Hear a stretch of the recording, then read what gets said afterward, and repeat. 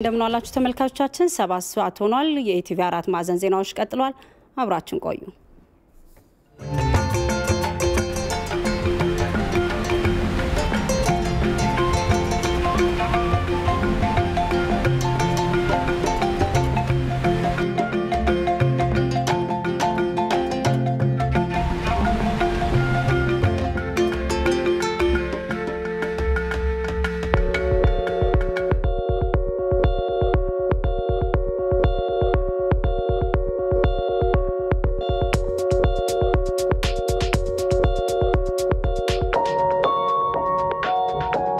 ኢትዮጵያ ውስጥ ከ50 ሚሊዮን በላይ ህዝብ የኤሌክትሪክ ላይት አያገኝም በ21ኛው ክፍለ ዘመን አሁንም በኩራዝ ይጠቀማል ዛሬም የኢትዮጵያ እናቶች ወገባቸው እስኪጎብጥ ለማመን የሚከብድ እንጨት ተሸክመው ልጆች ያስተምራሉ እኛ ወገባችን የእናቶቻችን ወገብ አይጉበጥ ኤሌክትሪክ ላይት እናገኝ ማለት ቤዚክ መብት እንጂ ሌሎች መጉዳት አይደለም የግብጽ ወንድሞቻችን ከ98% በላይ ኤሌክትሪክ ላይት ያገኛሉ ማድረግ እንፈልጋለን ይሄን ፍላጎታችን የሚችል ሰው አቅም ያለው ወደቤትም ሩቅም ያግዘን ማገዝ ካልቻለ ይተወን ተፍጨርጭረን መለወጥ እንፈልጋለን መጉዳት አንፈልግም ሌላ ኃይል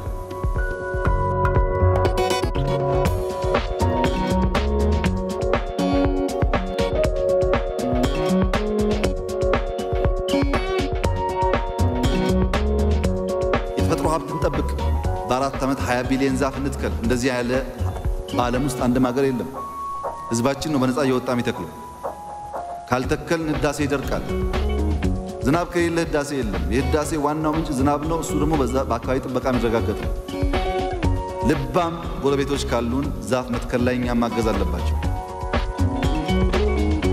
አካባቢን ጠብቅ ከተፈጥሮ እንጠቀም ወንድሞቻችን አንጉዳ ሌብነትን ቀንስ የሰው ዕውቀት ጉልበት እንጠቀም እንደግነ ያለ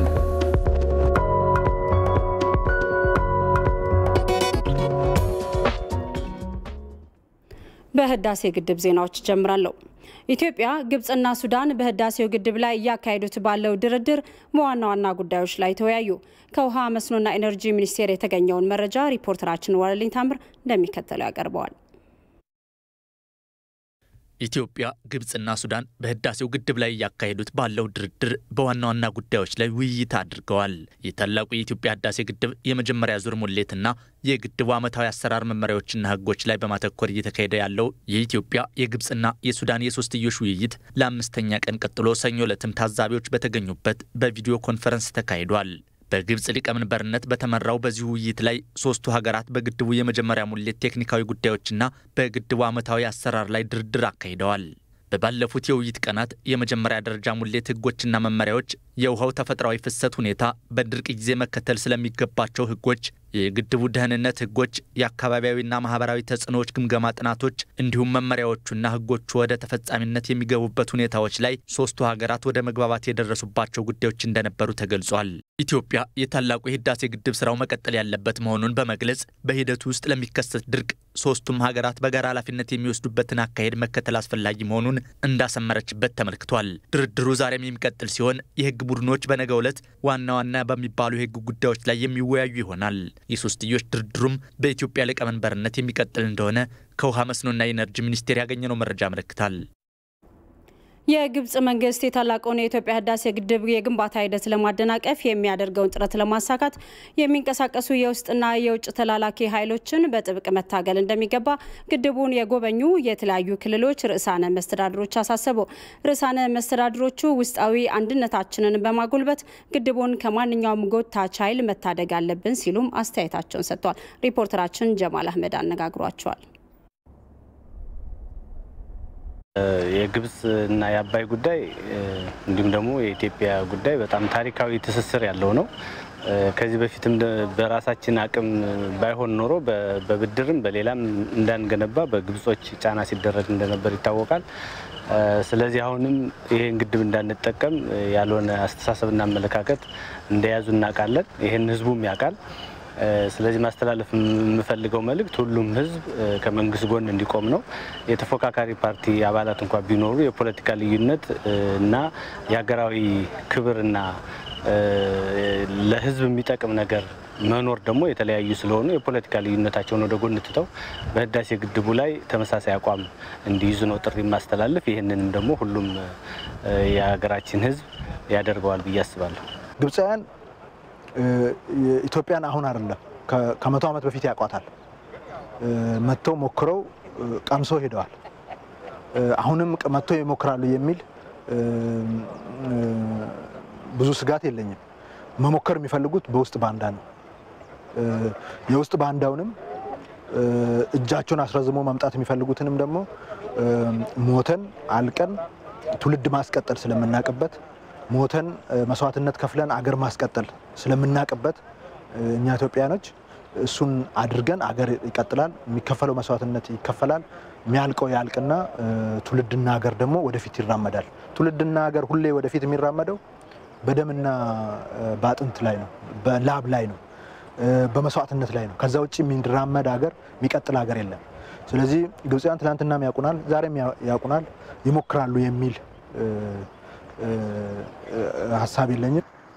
አሁን ከግድቡ ጋር ተያይዞ ያለው ብዙ ነገሮች እየተባሉ ነው። እነዚህ በተለይ የግብጾችና መሰሎቻቸው ምንም እንኳን የሚፈልጉትም ቢሞክሩ ምንም ማድረግ እንደማይችሉና ግድቡ እንደጀመር ነው መጨረስ እንደምንችል ሁላችን የምንረባረብበት ጉዳይ ነው። እኛ ኢትዮጵያውያን በሚሰጠን አጀንዳ ላይ ተንጠልጥለን ህዝባችንን አንድ አድርገን ከድህነት የምናወጣበት ወደ ብልጽግና የምንሄድበት በራሳችን ሀብት ሰርተን መለወጥ የምንችልበትን እድል እንዳንጠቀም የሚሰጠንን አጀንዳ እየተሸከምን የዛ አራጋቢ የሆንን የውጭ ኃይልን የሌላ ኃይልን ጥቅም ለማስጠበቅ ስንሯሯጥ ነው የቆየ ነው።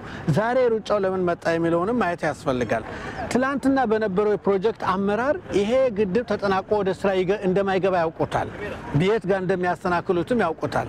አሁን መንግስት ቆርጦ ችግሮቹን ነቅሶ አውጥቶ ድክመቶቹን ለይቶ ወደ ተግባር ማሸጋገር ሲጀምር እውን እየሆነ ነው ማለት ነው።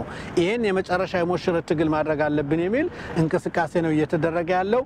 መልካም ነገሩ መላው ኢትዮጵያውያን አሁን እየነቁ ነው ያሉት። ሁሉም በህብረት የሚቆምበት በዚህ ጉዳይ ላይ የሚለያይ ከጠላት ኃይል ጋር አብሮ የሚሰለፍ ሀገር የሚክድ ከሃዲ ካልሆነ በስተቀር ባንዳ ካልሆነ በስተቀር በዚህ አይነት ፕሮጀክት ላይ አንድ ግለሰብ አንድ ኢትዮጵያዊ ወደ ኋላ የሚልበት ሁኔታ ሊኖር አይገባም። ታላቁ የኢትዮጵያ ህዳሴ ግድብ የኢትዮጵያንና የሱዳን ህዝቦችን ይበልጥ የሚያስተሳስር ፕሮጀክት እንደሆነ ተገለጸ። የህዳሴው ግድብ የአፍሪካ ልማት አካል በመሆኑ ለኢትዮጵያ ብቻ ሳይሆን ለቀጠናው እድገትም የጎላ ሚና እንደሚጫወት ተገልጿል። እዩ ሞገስ ዝርዝር አለው። ከአባይ ወንዝና ከታላቁ የኢትዮጵያ ህዳሴ ግድብ ባሻገር ኢትዮጵያና ሱዳን ከህዝብ ለህዝብ እስከ መንግስት ከኪነ ጥበብ እስከ ፖለቲካ የዘለቀና ዘመናትን ያስቆጠረ ግንኙነት አላቸው። ሀገራቱ የሚጋሩትን ረጅም ድንበር መሰረት አድርገው የሚኖሩት ህዝቦች ደግሞ የኢትዮጵያና የሱዳን ግንኙነትን በጠበቀ መሰረት ላይ አኑረውታል። በኢትዮጵያ የቤንሻንጉል ጉሙዝ ክልል፣ በሱዳን ደግሞ የብሉ ናይል ስቴት በሚጋሩት ድንበር ያለው የህዝብ ለህዝብ ግንኙነት ሁለቱን ሀገራት ግንኙነት ጥብቅ ትስስር የሚያሳይ ነው ይላሉ ቀድሞ በቤንሻንጉል ጉሙዝ ክልል አመራር የነበሩትና አሁን የዲሞክራሲ ስርዓት ግንባታ ማስተባበሪያ ማዕከል ኃላፊ አቶ ሙሳ። በተለያየ የማህበራዊ ግንኙነቶች በጣም ሲሚላር ስለሆኑ በጣም ተመሳሳይ ስለሆኑ ማለት አይችልም። ያው ዜግነት ጉዳይ ካልሆነ በስተቀር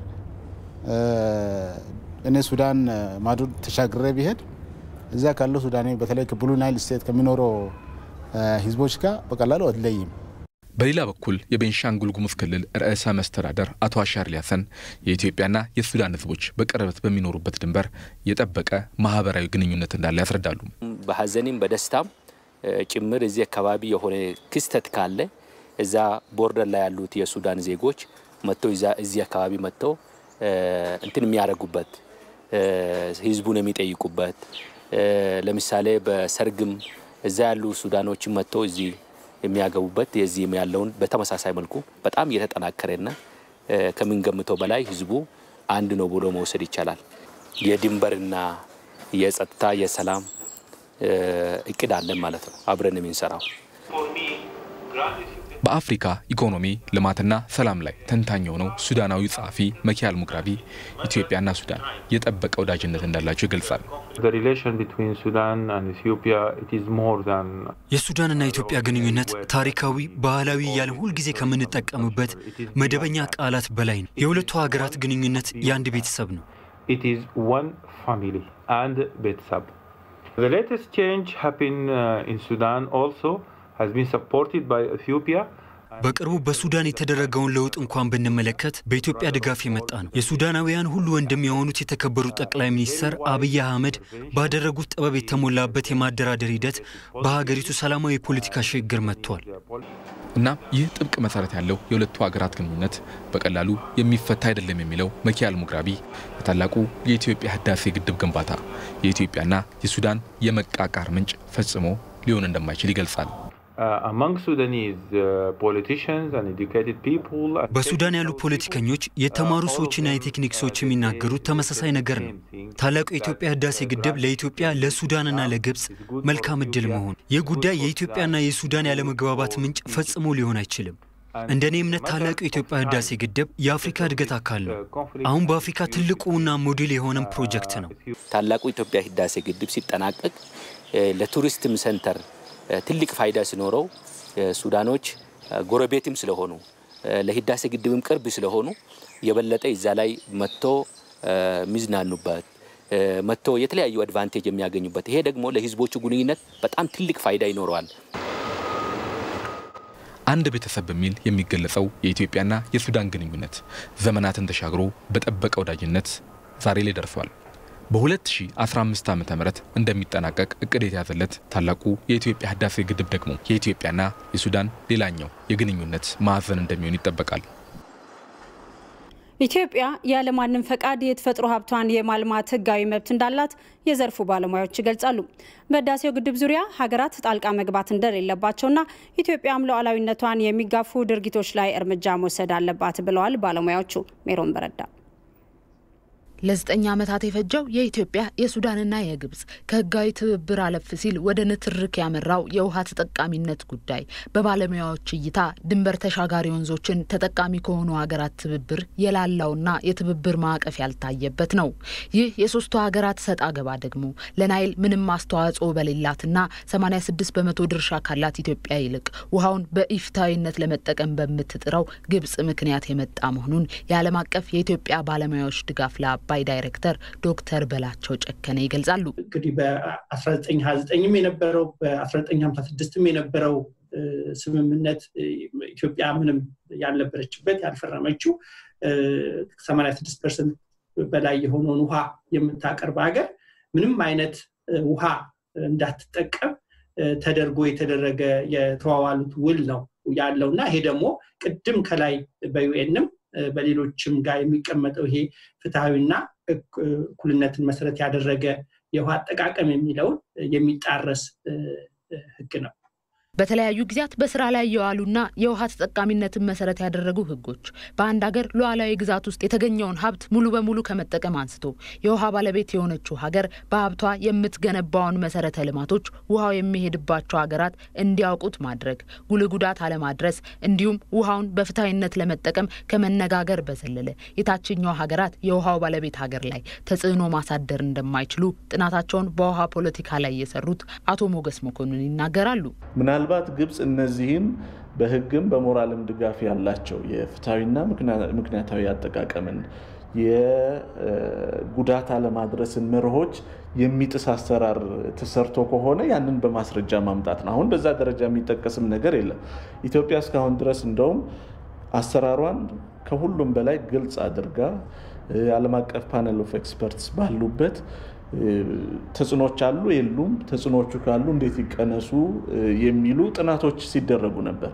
ግብጽ ውሃ ልትሞሉ አትችሉም የሚለው መከራከሪያዋ በህግም በዓለም አቀፍ አሰራርም ድጋፍ የሌለው ነው። ባለፉት ጊዜያት አስዋንን ጨምሮ የኢትዮጵያን ተጠቃሚነት ለማሳጣት ናይልን መሰረት ያደረጉ ግድቦች ከኢትዮጵያ ይሁንታ ውጪ ሲገነቡ ነበር የሚሉት የዘላቂ ልማት ተመራማሪው ዶክተር ጌታቸው አሰፋ ኢትዮጵያ እየሰራችው ባለችው ህግን የጠበቀ አሰራር ልትጠየቅ እንደማትችል ይገልጻሉ።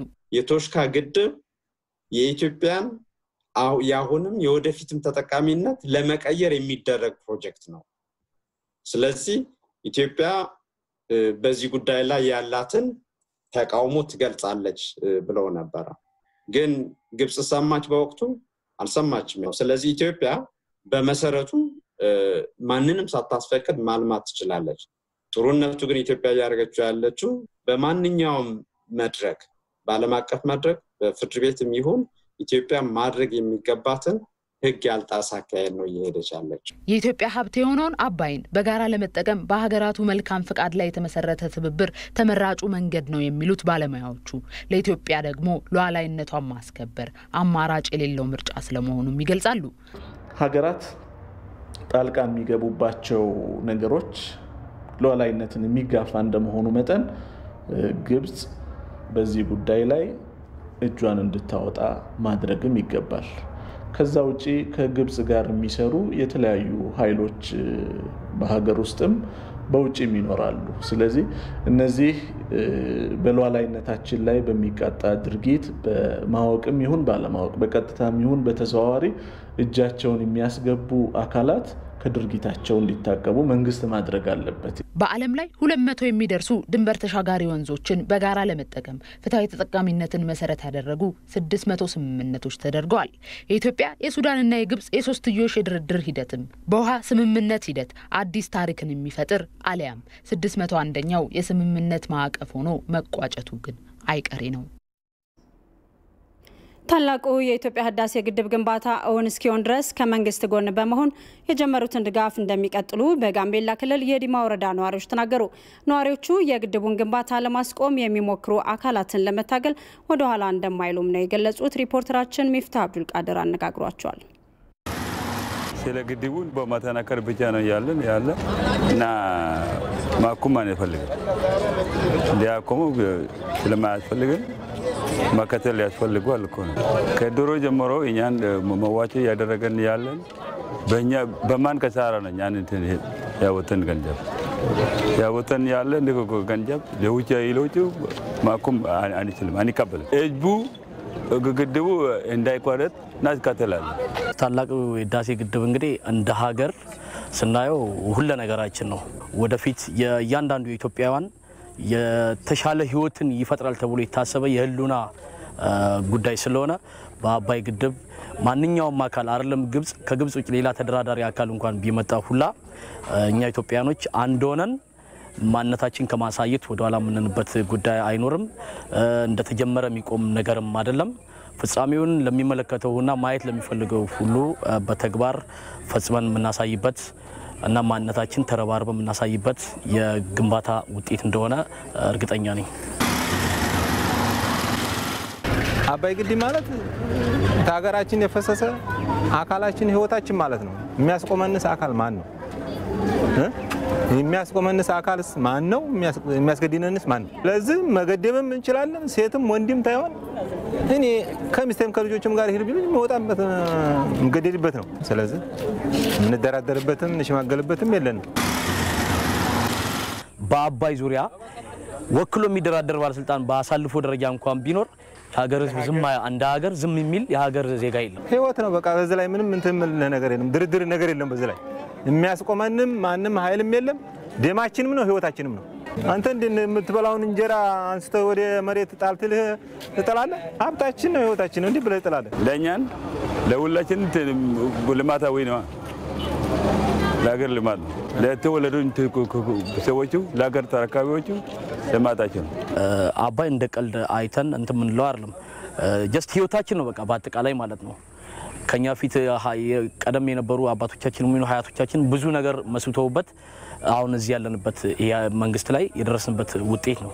የኢትዮጵያ ህዝብ እውነት ተዲህነት ተላቆ እውነት እስተማየው በጣም ቸኩል ያለው የሚገርም ነገር ማለት ነው። ስለዚህ ምንም በዚህ ጉዳይ እኔ ሙሉ በሙሉ እምነት አለኝ አልቆ ማለት ነው። እንኳን እኔ ያስቆሙናል ያስገድዱናል ታይሆን ቢያንስ እኔ አሁን ወደ 50ዎች ቤት ገብቻለሁ። አባይ ግድብ እንደዚህ ሆነ ቢሉ ዘመቻን ስጨም መሄድበት ጉዳይ ነው። ህይወቴ ነው፣ ደሜ ነው። በአካባቢያቸው የሚገኘው የኤሌክትሪክ ኃይል እጥረት ለተለያዩ ተጨማሪ ወጪዎች እየዳረጋቸው እንደሚገኝ በሶማሌ ክልል የጅግጅጋ ከተማ ነዋሪዎች ተናገሩ። ነዋሪዎቹ የታላቁ የኢትዮጵያ ህዳሴ ግድብ ይህንን ችግር ለመቅረፍ ዋነኛ መሳሪያ መሆኑንም ተናግረዋል።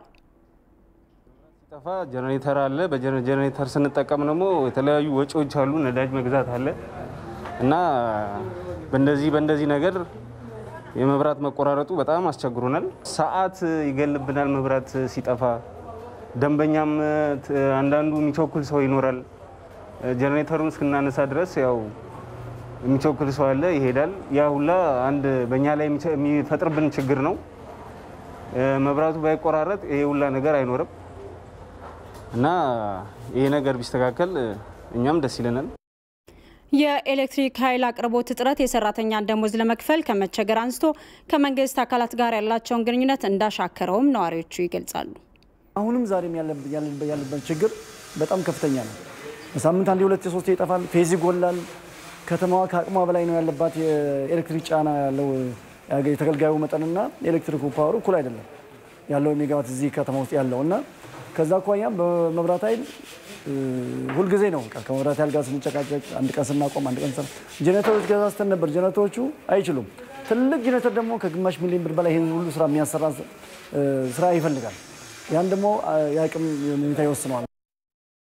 የታላቁ የኢትዮጵያ ህዳሴ ግድብ ይህንን ችግር ለመቅረፍ ዋነኛ መሳሪያ ነው የሚሉት መተዳደሪያቸው ከኤሌክትሪክ ኃይል ጋር ቀጥተኛ ግንኙነት ያለው የጅግጅጋ ከተማ ነዋሪዎች ለግድቡ የሚያደርጉትን ድጋፍ አጠናክረው እንደሚቀጥሉም ነው የተናገሩት። የአባይ ግድብ ሲገደብልን ይሄ ነገር ይቀረፋል የሚል ግምት አለኝ እና በዚህ ላይ ደግሞ መንግስትም ብዙ ትኩረት እንዲሰጥበት እንፈልጋለን። ህዳሴ ግድብ ማለት ለኢትዮጵያውያን የህይወትና የሞት ሽረት ጉዳይ ነው። እርግጥ እንደ ዜግነት እኛውን ቦንድ ገዝተናል ብለን አሁንም ግድቡ ለሚያስፈልገው ነገር እንኳን ቦንድ ከመግዛትም አልፈን ሌላም ነገር አድርጉ ብንባል የአባይ ጉዳይ ልክ መንግስት በአንክሮ እንደያዘውና በጣም በሚያስደንቅ ሁኔታ ወጥ እንትን ብሎ እንደያዘው ህዝቦቹም ከጎን ነው። ለምን ተጠቃሚዎቹ እኛ ነን።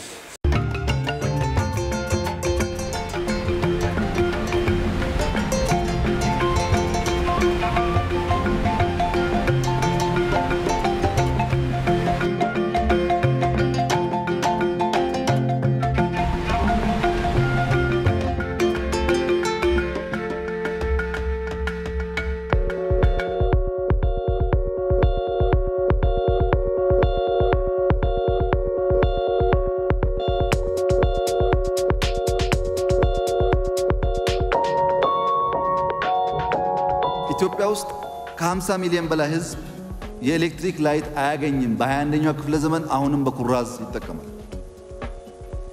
ዛሬም የኢትዮጵያ እናቶች ወገባቸው እስኪጎብጥ ለማመን የሚከብድ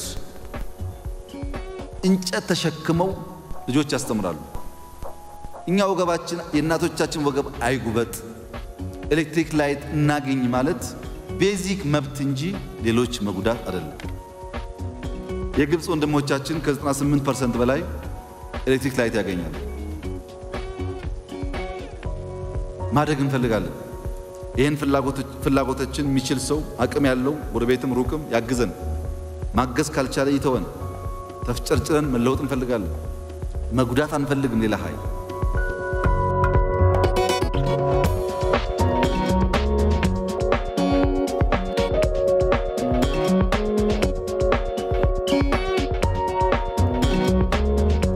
የተፈጥሮ ሀብት እንጠብቅ።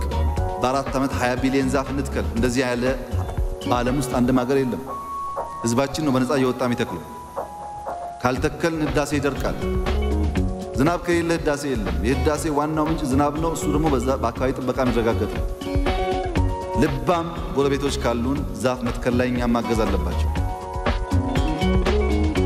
አካባቢን ጠብቅ፣ ከተፈጥሮ እንጠቀም፣ ወንድሞቻችን አንጉዳ፣ ሌብነት እንቀንስ፣ የሰው እውቀት ጉልበት እንጠቀም፣ እንደግ ነው ያለው።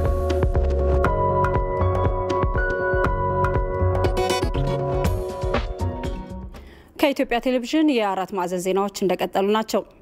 ኮሮናን ለመከላከል እንዲቻል የአፍና የአፍንጫ መሸፈኛ ጭንብል ምርቶች ከውጭ እንዲገቡ ታስቦ ከ80 በላይ ለሚሆኑ አስመጭና ላኪዎች የብቃት ማረጋገጫ ፈቃድ መሰጠቱን የኢትዮጵያ ምግብና መድኃኒት ባለስልጣን ገለጸ።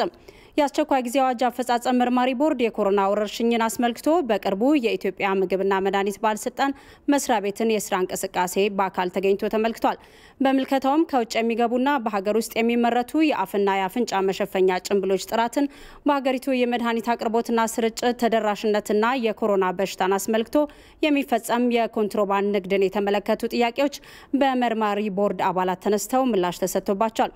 የኢትዮጵያ ምግብና መድኃኒት ባለስልጣን ዋና ዳይሬክተር ወይዘሪት ሄራን ገርባ ከቦርድ አባላት ለተነሱ ጥያቄዎች ምላሽ በሰጡበት ወቅት በሆስፒታሎች የመድኃኒት አቅርቦትና ስርጭት ክፍተት እንዳይፈጠር ከሚመለከታቸው የመንግስት ተቋማት ጋር በቅንጅት እየሰሩ መሆኑን አንስተው ለሁለቱ የከተማ አስተዳደሮችና ለ9 ክልሎች የመድኃኒት አቅርቦትና ስርጭት ላይም አስፈላጊው ክትትልና ቁጥጥር እየተደረገ መሆኑን የገለጹት በህገወጥ መንገድ ወደ ሀገር የሚገቡ የመድኃኒት ምርቶችን ለመከላከል በሀገሪቱ መውጫና መግቢያ ኬላዎች ላይ ከገቢዎችና ጉምሩክ ከፖሊስና ከጸጥታ አካላት ጋር ተባብረው እየሰሩ እንደሆነ የገለጹት ዋና ዳይሬክተሯ ዘርፉ ከባድ ወንጀል የሚፈጸምበትና የወንጀል ስልቱም ከጊዜ ወደ ጊዜ የሚቀያየር የረቀቀ በመሆኑ ተቋሙ የራሱ የፖሊስ ኃይል የሚያስፈልገው እንደሆነ ነው የተናገሩት። በሌላ በኩል ኮሮናን ለመከላከል በሀገር በቀል መድኃኒቶች ላይ ኮሚቴ ተዋቅሮ ሳይንሳዊ ምርምር እየተደረገ እንደሆነም ዋና ዳይሬክተሯ ጠቁመዋል። የመርማሪ ቦርድ አባላት በበኩላቸው ተቋሙ የኮሮና በሽታን ለመከላከል የነበረውን ቅድመ ዝግጅትና አሁን ያለውን የስራ እንቅስቃሴ አድንቀው ህገወጥ የመድኃኒት ዝውውርን በተመለከተ የበለጠ ትኩረት መሰጠት እንዳለበት ነው ያሳሰቡት። የአስቸኳይ ጊዜ አዋጅ አፈጻጸም መርማሪ ቦርድ ሰብሳቢው አቶ ጴጥሮስ ወልደሰንበት በበኩላቸው ተቋሙ በመድኃኒት አቅርቦትና ስርጭት ስራው እንዲሁም ህገወጥ የመድኃኒት ዝውውርን ለመክታትና ኮሮናን ለመከላከል በሚመረቱ የጭንብል ምርቶች ጥራት ላይ የበለጠ ትኩረት ማድረግ እንዳለበት ነው ያሳሰቡት። የተቋሙን የላቦራቶሪ ማዕከል በተመለከተም በጀትን ጨምሮ ያሉት ችግሮች እንዲፈቱና አገልግሎቱን እንዲጀምር ከሚመለከታቸው አካላት ጋር ቦርዱ የሚመክር እንደሆነ አቶ ጴጥሮስ ማስረዳታቸውን ከህዝብ ተወካዮች ምክር ቤት ያገኘነው መረጃ ያመለክታል። ተመልካቾቻችን በዚህ ጉዳይ ላይ ቀደም ብሎ ስቱዲዮ ተገኝተው ተጨማሪ መረጃ የሰጡን የኢትዮጵያ ምግብና መድኃኒት ቁጥጥር ባለስልጣን ዋና ዳይሬክተር ወይዘሪት ሄራን ገርባ ወደ ሀገር ውስጥ የሚገቡ የአፍና የአፍንጫ መሸፈኛ ጭንብሎች ደህንነትና ጥራታቸው የተረጋገጠ መሆኑን ነው የገለጹት። የጥራትና ደህንነታቸው እየተረጋገጠ ነው ወደ ሀገር የሚገባው። በተለይ ደግሞ የሶስተኛ ወገን የጥራት ማረጋገጫ ትልልቅ ተቋማት እንደ የአሜሪካው FDA እና የአሜሪካ የጥራት ማረጋገጫ ተቋማት ያረጋገጧቸውን የእነዚህን የማረጋገጫ ሰርቲፊኬቶች የያዙ ግብአቶች ናቸው ወደ ሀገር የሚገቡት። በቀጣይ ግን በራሳችን አቅም እንዲኖረን ይሄ ቫይረስ ያው ተለዋዋጭ ባህሪ ስላለው ሁለተኛም ቁጥሩም እየጨመረ ስለሚሄድ በሀገር ደረጃ አቅም ማጎልበት በጣም ወሳኝ ስለሆነ በረጅም ጊዜ የራሳችን ላቦራቶሪ ሊኖረን ስለሚገባ በተለይ እነዚህ ጭንብሎችን ቴስት የማድረግ ይሄንን አቅም ለማጎልበት ስራዎችን መስራት የጀመር እንደሆነ በዚህ አጋጣሚ እናሳውቃለን። ዋና ዳይሬክተሯ ማስተንፈሻ ያላቸውን የአፍና የአፍንጫ መሸፈኛ ጭንብሎች ለኮሮና ቫይረስ መከላከያነት ህብረተሰቡ መጠቀም እንደሌለበት አሳስበዋል። ማስተንፈሻ ያላቸው ማስኮች ግን ራሳችንን ብቻ ነው የሚጠብቁት፣ ሌሎችን አይጠብቁም። ይሄ ማለት ምን ማለት ነው? ከኛ ምን ተነፍሰው አየር ፊልተር ሳይደረግ ወደ ውጭ ይወጣል። እነዚህ ማስተንፈሻ ማስኮች ከዚህ ቀደምም ጥቅም ላይ የሚውሉት አቧራ ጀነሬት የሚያደርጉ ወይም አቧራ የሚፈጥሩ ኢንዱስትሪዎች እንደ ማይኒንግ ላይ ማዕድን ማውጫ ተቋማት ላይ ቴክስታይል ወይም ጨርቃጨርቅ ኢንዱስትሪዎች ላይ ሰዎች የአጠቃላይ አቧራና ሌሎች ብናኞች ተጋላጭ እንዳይሆኑ ለማድረግ የምንገለገልበት ማስክ ነው እንጂ ኮሮናን ለመከላከል ወይም አጠቃላይ ማህበረሰቡ ሊጠቀምበት የሚገባለም። እዚህ ላይ በጣም ጥንቃቄ መደረግ አለበት። በፍጹም የነዚህ ቫልቮች ያሏቸው ማስተንፈሻ ያሏቸውን ማስኮች ለኮሮና መከላከያ መጠቀም ወይም ደግሞ ከጨርቅ የተሻለ ነው ብሎ አስቦ መጠቀም በፍጹም የማይመከር መሆኑን የዓለም አቀፍ የምርምር ተቋማትም የበሽታ መከላከል ተቋማትም ይሄን መረጃ እያወጡ ስለሆነ ይሄን ህብረተሰቡ ጥንቃቄ አድርጎ ከጨርቅ የተሰሩ ማስኮችን እሱን ማግኘትም ካልተቻለ የሻርፑን ደራርቦ ነጠላውን ደራርቦ መሸፈን የተሻለ ይሆናል። ምክንያቱም በሽታው የሚተላለፈው ካፍና ካፍንጫችን በሚወጡ ድሮፕሌትስ በሚባሉ እርጥበት ያላቸው ነገሮች የሚተላለፍ ስለሆነ እነሱን ይዞ የማቆየት እንትን ስላለው እሱን እንዲጠቀሙ ቫልቭ ያላቸው ግን ይህንን መከላከል እንደማይችሉና ከውጭ የሚገባውን አየር ይከላከሉልናል። እኛ ግን የምንተነፍሰውን አየር ወደ ውጭ ስለማይከላከሉልን የኮሮና በሽታን መከላከል ደግሞ ራሳችንን ብቻ ሳይሆን ሌላውንም የመጠበቅ ፕሪንሲፕል ወይም መርሆ ይዘን ስለሆነ መሄድ ያለብን ይህንን በዚህ አጋጣሚ ለማሳሰብ ወዳለሁ። በሰሜን እዝ የአራተኛ ሜካናይዝድ ክፍለ ጦር የሰራዊት አባላት በኩሓ ክፍለ ከተማና እንደርታ ወረዳ በዝቅተኛ የኑሮ ደረጃ ለሚገኙ 100 ወገኖች ድጋፍ አደረጉ። የክፍለ ከተማው አስተዳደር ለተደረገው ድጋፍ አመስግኖ መሰል ድጋፎች ተጠናክረው እንዲቀጥሉ ጠይቋል። ሙልጌታ ተስፋይ ዝርዝር አለው። በሰሜን እዝ የአራተኛ ሜካናይዝድ ክፍለ ጦር የሰራዊት አባላት በኩሓና እንደርታ ወረዳ በዝቅተኛ የኑሮ ደረጃ ለሚገኙ 100 ወገኖች የምግብ ግብዓቶችን ደግፈዋል። ድጋፉም በኮሮና ወረርሽኝ ምክንያት በእነዚህ ወገኖች ላይ ኢኮኖሚያዊ ጉዳት እንዳይደርስ ታሳቢ ያደረገ ነው። 70 ሰው የክፍለ ከተማ ኩሓ፣ 30 ሰው የእንደርታ ወረዳ ጠቅላላ 100 አባወራዎች አቅመ ደካማዎች በጣም የተቸገሩ ሰዎች ነው በትክክልም ያመጣቸው እነሱ በአይናችንም ስለምናያቸው ለአንድ ሰው 50 ኪሎ ፊኖ 5 ሊትር ዘይት 2 ሊትር ሳሙና 2 ኪሎ ስኳር ለአንድ ሰው አድርገን ነው ያደልናቸው። ሰራዊቱ በራሱ ተነሳሽነት ድጋፍ ያበረከተ ሲሆን ክፍለ ጦሩ በሚገኝባቸው ቦታዎች ሁሉ ድጋፍ ለማድረግ ዝግጅት ተደርጓል። የሚያልፍ መከራ የማያልፍ ጠባሳ ጥሎብ እንዳይሄድ ከምንበላት የዕለት ጉርሻ ቀንሰንም ቢሆን ወገኖቻችን ማገዝ አለብን። ከጎናችንን በርቱ፣ ይህ ችግር እናልፈዋለን። ከየትም አቅጣጫ ሊመጣ የሚችል ተጽዕኖ ሊፈጥር የሚችል ነገር ለመመከት ሰራዊታችን አሁንም ዝግጁ መሆኑ በዚህ አጋጣሚ ላረጋግጥ ወዳለሁ። የኩሓ ክፍለ ከተማ አስተዳደር በበኩሉ የሰራዊት አባላቱን አመስግኖ መሰል ድጋፎች ተጠናክረው እንዲቀጥሉ ጠይቋል። ሰራዊቱ አሁን ካወጣው የ200 ሺህ ብር ድጋፍ ወረርሽኙን ለመከላከል የሚደረገውን ሀገር አቀፍ እንቅስቃሴ ለመደገፍ ከ1 ሚሊዮን ብር በላይ ማዋጣቱን ተገልጿል። አባላቱም ድጋፋቸውን እንደሚያጠናክሩ ተናግረዋል። ለኢቲቪ ዜና ሙልጌታ ተስፋይ መቀለም። ኮቪድ-19 ሊያገረሽ ስለሚችል ሀገራት በንቃት እንዲሰሩ የዓለም ጤና ድርጅት ዋና ዳይሬክተር ዶክተር ቴድሮስ አድሓኖም አሳሰቡ። ዶክተር ቴድሮስ በዕለታዊ መግለጫቸው ላይ እንዳመለከቱት ወረርሽኙ በተቀሰቀሰበት ሰዓት 100 ሺህ ለመድረስ ከ2 ወራት በላይ ወስዶበት ነበረ ብለዋል። ዋና ዳይሬክተሩ አሁን ላይ በአንድ ቀን ብቻ 100 ሺህ የተጠቂዎች ቁጥር እየተመዘገበ መሆኑን ገልጸው ባለፉት 2 ሳምንታት ብቻ በቀን ከ100 ሺህ በላይ መመዝገቡን አስገንዝበዋል። 75 ከመቶ የሚሆኑት ተጠቂዎች የተመዘገቡት በአብዛኛው በሰሜንና በደቡብ አሜሪካ እንዲሁም በደቡብ እስያ ነው ያሉት ዶክተር ቴድሮስ አድሓኖም ቁጥሩ ከአፍሪካ፣ ከምስራቅ አውሮፓ፣ ከማዕከላዊ እስያና ከመካከለኛው ምስራቅም ከፍ ያለ መሆኑን ገልጿል። ከ50 ቀናት በኋላ በኮሮና ቫይረስ የተያዙ ሰዎች ቁጥር በከፍተኛ ሁኔታ የተመዘገበባትን የቻይና ዋና ከተማ ቤጂንግን በተመለከተ አስተያየት የሰጡት ዶክተር ቴድሮስ አድሓኖም የአሁኑ ቫይረስ ምንጭና የመዛመት ስፋት ምን ያህል ሊሆን ይችላል የሚለው እየተመረመረ መሆኑን ጠቁሟል። ኮቪድ-19ን ስንዋጋ ሌሎች መሰረታዊ የማህበረሰብ ጤና ጉዳዮችን መዘንጋት የለብንም ያሉት ዋና ዳይሬክተሩ ለኢንፍሉዌንዛ ወረርሽኝ ትኩረት እንዲሰጥም አሳስበዋል። የዓለም ጤና ድርጅት መረጃ እንደሚጠቁመው በየዓመቱ በዓለም ዙሪያ 500 ሚሊዮን ሰዎች የኢንፍሉዌንዛ መከላከያ ክትባትን ይወስዳሉ።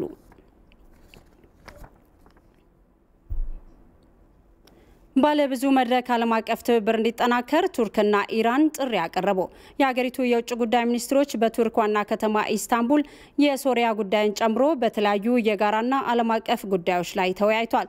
በውይይቱ ላይ የቱርክ የውጭ ጉዳይ ሚኒስትር ማቭሎት ካፋንስሉ አሜሪካ እንደ ኢራን ባሉ ሀገራት ላይ የምትጥለውን የተናጠል ማዕቀብ እንደሚቃወሙ አብራርተዋል። የኮቪድ-19 ዓለም አቀፍ ወረርሽኝ ኢራንና ቱርክ ያላቸውን ትብብር ለማስፋት እንዳገዛቸውም ጠቁሟል። የኢራን የውጭ ጉዳይ ሚኒስትር መሐመድ ጃቫድ ዛሪፍ በበኩላቸው ቴህራንና አንካራ ዓለም አቀፉን ወረርሽኝ ለመዋጋት ከሌሎች ሀገራት ጋር በቅርበት እንደሚሰሩ ነው የገለጹት። የአሜሪካን የተናጠል እርምጃ ያወገዙት ዛሪፍ የባለብዙ መድረክ ዓለም አቀፍ ትብብር እንዲጠናከር ሁሉም የድርሻውን ማበርከት አለበት ብለዋል። ሀገራቱ በኮሮና ቫይረስ ምክንያት የዘጉትን የጋራ ድንበር በቅርቡ ለመክፈት የሚያስችል ውይይት ያደረጉ ሲሆን በሌሎች የተለያዩ ዘርፎች የትብብር ስምምነት ማድረጋቸውም ተገልጿል። ፕሬስ ቲቪ እንደዘገበው የሀገሪቱ አሁናዊ ውይይትና ትብብር ዓለም አቀፍ ስርዓትን ለማጠናከርና ሊፈጠር የሚችል ጫናን ለመቀነስ እንደሚያግዝ ባለሙያዎቹ ገልጸዋል።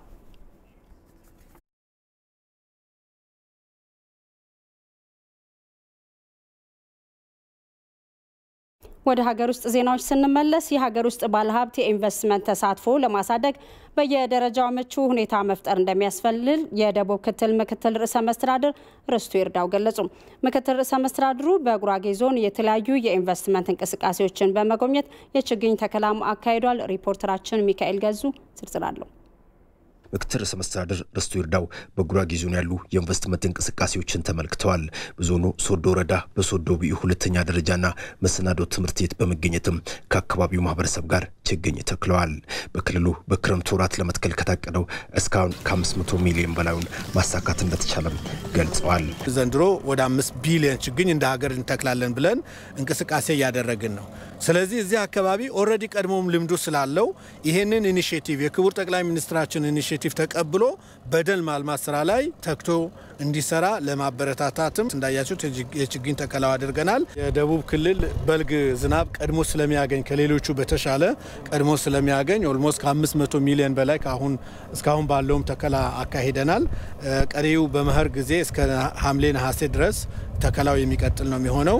ቢያንስ 1.5 ቢሊዮን ችግኞች ዘንድሮ እንተክላለን። እንደዚሁም በዚህ ወረዳ 132 ኪሎ ቮልት የኤሌክትሪክ ኃይል የማቅረብ አቅም ያለውና በአፍሪካ ልማት ባንክ ድጋፍ እየተገነባ የሚገኘው የቡኢ ኤሌክትሪክ ኃይል ማከፋፈያን ጨምሮ በ240 ሚሊዮን ብር በቻይናውያን ባለሀብቶች በግንባታ ሂደት ላይ የሚገኝ የቾፑድ ፋብሪካን ጎብኝተዋል። ሌላው በቡታጅራ ከተማ ከአንድ ዓመት በፊት ወደ ስራ የገባው የደስታ ጨርቃጨርቅ ስፌት ፋብሪካ የስራ እንቅስቃሴን የተመለከቱት ምክትል ርዕሰ መስተዳድሩ አምራች ኢንዱስትሪው በሀገሪቱ ኢኮኖሚ ውስጥ ድርሻው እያደገ መምጣቱን የገለጹ ሲሆን በግል ጥረታቸው ዘርፉን የሚቀላቀሉ የሀገር ውስጥ ባለሀብቶችን ማበረታታት እንደሚገባም ተናግረዋል። የውጭ ዜጋ መጥቶ ብድር አግኝቶ መሬት ተሰጥቶ እንክብካቤ ተደርጎለት ነው የሚያመርተው።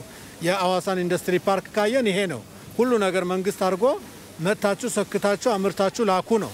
እነዚህ ግን ፓወሩ ጄኔሬተሩ በራሳቸው ነው። መሬቱ ገዝተው ነው።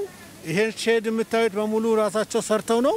ስለዚህ ሪል አልሚ እውነተኛ ኢንቨስትመንት ፍላጎትና አላማ ያላቸው እንደዚህ አይነት ትላልቅ ባለሀብቶቻችን መንከባከብ መደገፍ ከመንግስት የሚጠበቅ ጉዳይ ነው። ስለዚህ ያነሷቸው ጥያቄዎች አሉ። የፓወር ጉዳይ አንስተዋል። የብድር አቅርቦት ጉዳይ አንስተዋል። የማስፋፋያ መሬት ጉዳይ አንስተዋል። እነዚህንና ሌሎች መሰል ጉዳዮች ደረጃ በደረጃ ከሚመለከታቸው ጋር ሆነን እንደምንሰራላችሁ ላረጋግጥላችሁ ፈልጋለሁ። ፋብሪካ ውስጥ የስራ እድል ማግኘት የቻሉ ወጣቶችም የስራ ባህልን ጨምሮ የጨርቃጨርቅ ስፌት እውቀትን ለማግኘት እንደረዳቸው ገልጸዋል። በዚህ በመስራታችን ብዙ ሙያ ለምደናል። አንድ ሰዓት አጠቃቀም ብዙ ነገሮች ለምሳሌ ትምህርት ቤት በነበርኩበት ሰዓት እንደዚህ አልነበረም። ግን አሁን ሰዓት በአንድ ሰዓቱ 60 ደቂቃ አለ። ያቺ 60 ደቂቃ እንዴት አድርጌ እንደምጠቀማት እኔ ነኝ የማውቀው።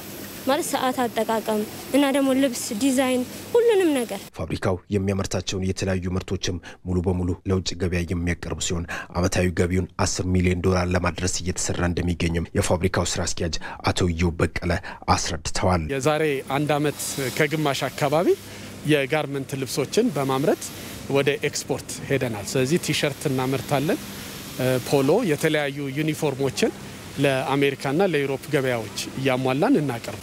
እንግዲህ ባለፈው አመት ድርጅታችን ከ2 ሚሊዮን ዶላር በላይ አምጥተናል። በአሁኑ ሰዓት ደግሞ ሙሉ በሙሉ ይሄ እቅዱ ከጨረሰ እስከ 10 ሚሊዮን ዶላር በአመት ለማምጣት እቅድ ተይዟል። በአሁኑ ሰዓትም ለ400 ሰራተኞች የስራ ዕድል ለመፍጠር የተቻለ ሲሆን በቀጣዮቹ አመታትም አቅሙን በማሳደግ እስከ 1500 ለሚደርሱ ሰዎች ቋሚ የስራ መስክ የሚፈጠር ይሆናል ተብሏል።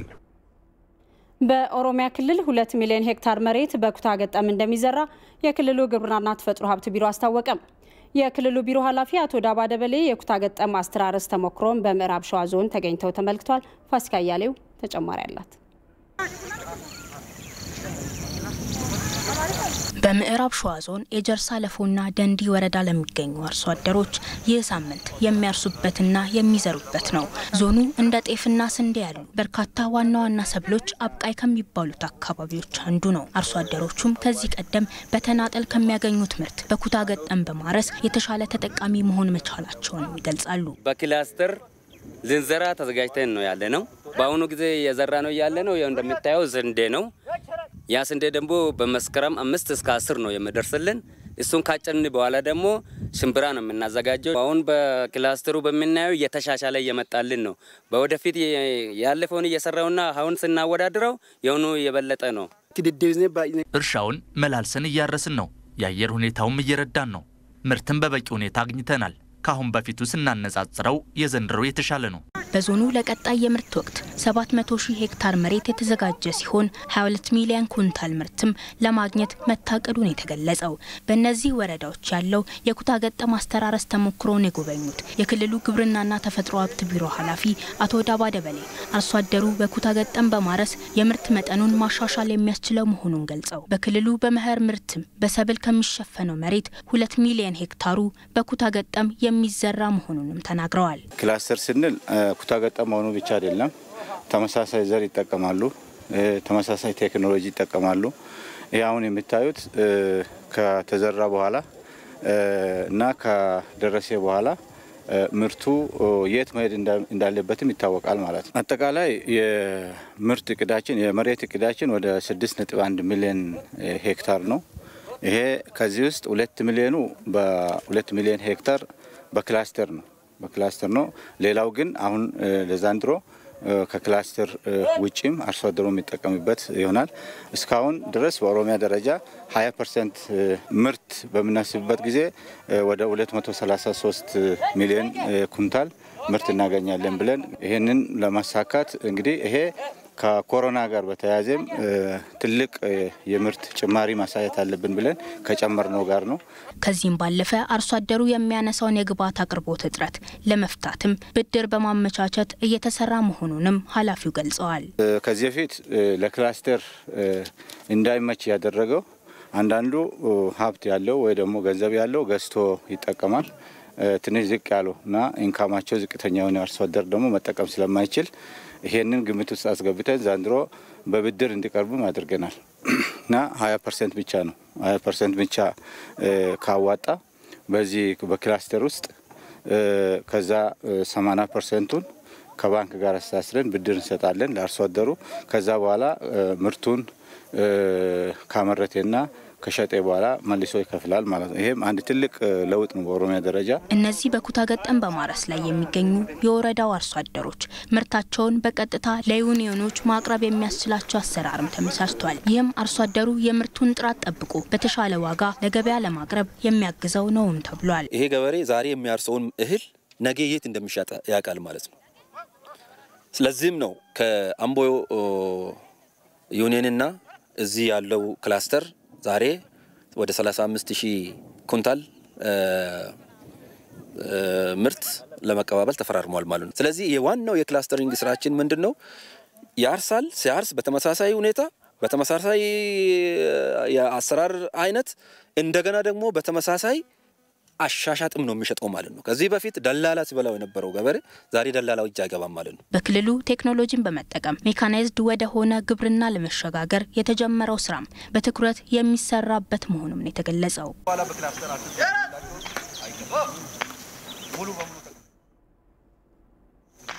የሰኔ 14ቱን የፀሐይ ግርዶሽ ለዓለም ለማስተዋወቅ እየተሰራ መሆኑን የኢትዮጵያ ስፔስ ሳይንስ ቴክኖሎጂ ኢንስቲትዩትና የባህልና ቱሪዝም ሚኒስቴር አስታወቁም። ክስተቱ ለታሪክና ለመማሪያነት ሆኖ እንዲቀመጥ ይደረጋልን ብለዋል። ትግስቴሻ ነው ተጨማሪ ያላት። በኢትዮጵያ ሰኔ 14 የሚከሰተውን የፀሐይ ግርዶሽ ተከትሎ ክስተቱን በአካል ሊከታተሉ ከውጭ የሚመጡ ቱሪስቶች በወረርሽኙ ምክንያት ሀገሪቱ እንዳጣች ተነግሯል። በጣም ብዙ የውጭ ሀገር ቱሪስቶች ለመምጣት ተዘጋጅተው ነበረ። የሀገር ውስጥ ጎብኚዎችም ኢትዮጵያውያንም ወደዛ ቦታ ልክ እንደ ገና እንደሚሄዱት ሁሉ ለዚህም ይሄዳሉ ተብሎ ይጠበቅ ነበረ። ስለዚህ በዚህ በኮሮና ምክንያት ከዚህ ክስተት የምናገኘውን የቱሪስት ቁጥርና ከቱሪስት የምናገኘውን ገቢ አተናል። ኮቪድ ባይኖር ኖሮ በትንሹ ከ20,000 በላይ ቱሪስትና ሳይንቲስት ነበር የምንጠብቀው በትንሹ። ምክንያቱም የዓለም ሳይንቲስቶች በርካታ ቱሪስቶች የነበራቸው ምልከታ ወደ ኢትዮጵያ ነበር። ክስተቱ የህዋ ሳይንስንና ቱሪዝምን ያገናኘ በመሆኑ የኢትዮጵያ ስፔስ ሳይንስ ቴክኖሎጂ ኢንስቲትዩት ከባህልና ቱሪዝም ሚኒስቴር ጋር በመሆን ክስተቱን በተለያዩ የቴክኖሎጂ አማራጮች ለዓለም ለማስተዋወቅ እየተሰራ ነው ተብሏል። የአማራ ክልል ቱሪዝም ቢሮና መስተዳደር ጽሕፈት ቤትም እንዲዘጋጅ አድርገናል። ቱሪዝም ሚኒስተሩም አለ። ሌሎችም ከዚህ ኢንቫይት ያደረግናቸው ሰዎች ስላሉ ኦልሞስት ከዚህ በፊትም ቢሆን ስናስብ የነበረ ነው ስፔስንና ቱሪዝምን የሚያገናኝ ትልቅ ታሪካዊ ውይይት አድርገን ቢያንስ ግማሽ ቀን ያክል ላሊበላ ላይ ትልቅ የሆነ ውይይት እንቀርጸዋለን። ውይይትም እናደርጋለን። ቀጣይ አቅጣጫም እናስቀምጣለን። ከስፔስ ሳይንስ ጋር በጋራ እየተሰራ ያለ ስራ ነው። ይህን ክስተት ለዓለምም ለሕዝብም ለማድረስ ሚዲያዎች ይኖራሉ። በሚዲያ አማካይነት ቦታው ላይ መገኘት ለማይችለው ያው ብዙ ሰው መሄድ ስለማይችል ይደርሳል ማለት ነው። ከዛ ውጭ ክስተቱ ተቀርጾ ለዓለም በተደጋጋሚ እንዲደርስ የማድረግ ስራ ይሰራል። የማስታወቂያ ዶክመንተሪ ፊልሞችም ይሰሩበታል። በዘመናት አንዴ የሚከሰተውን ይህንን አይነት አጋጣሚ ለታሪክና ለመማሪያነት ሆኖ እንዲቀመጥ ይደረጋልም ተብሏል። እንዲህ አይነት ክስተቶች ምን ያህል ቀላል ይመስላሉ፣ ምን ያህል ሀብት ማመንጨት፣ ምን ያህል ሀገር ማስተዋወቅ፣ ምን ያህል ቱሪዝም መሳብ የሚያስችል መሆኑን ማስተዋወቅ ነው። ለልጅ ልጆችም ተቀርጾ መቀመጥ ያለበት ስለሆነ በወቅቱ ያለውን በሙሉ እንቀርጻለን። ያን የቀረጽነውን ደግሞ በዓለም ላይ እንለቀዋለን። ይሄ ውጤቱ በኢትዮጵያና አካባቢው ላይ በፀሐይና በስፔስ ምርምር ዙሪያ የበለጠ ሳይንቲስቶች ተጠናክረው እንዲቀጥሉ መንገድ ስለሚፈጥር ትልቅ የሆነ የቤት ስራ እንሰራበታለን። በኢትዮጵያ ሰኔ 14 የሚከሰተው ቀለበታማ የፀሐይ ግርዶሽ በቀጣይ ለቱሪስት ፍሰቱ አስተዋጽኦ እንደሚያበረክትም ተጠቁሟል።